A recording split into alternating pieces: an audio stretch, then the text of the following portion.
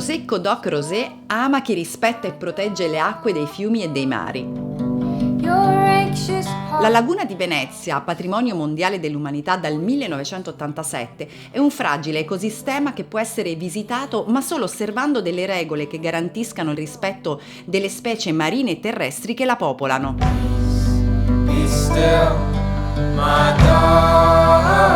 Paolo da decenni noleggia ai turisti delle piccole imbarcazioni che consentono di viaggiare con grande discrezione fra le isolette e le barene della laguna.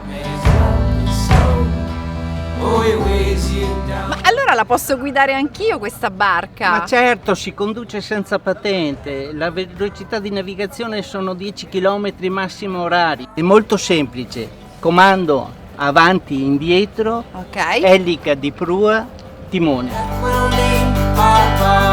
Dopo aver provato per un breve tratto l'emozione della guida, lascio che sia Paolo a condurre la barca. Scivoliamo lentamente e silenziosamente sulle acque della laguna.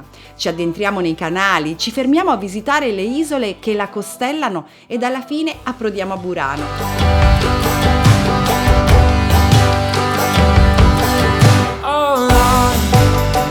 Salutiamo con un brindisi la nostra barca prima di addentrarci fra le viuzze di questa isoletta, famosa in tutto il mondo per i colori allegri e vivaci delle sue case. Fantastico, hai visto che bella giornata che abbiamo vissuto oggi? Abbiamo incontrato cigni, anetre, aironi, bellissimo. La laguna va vissuta proprio come abbiamo fatto noi oggi, lentamente. Time changing us both.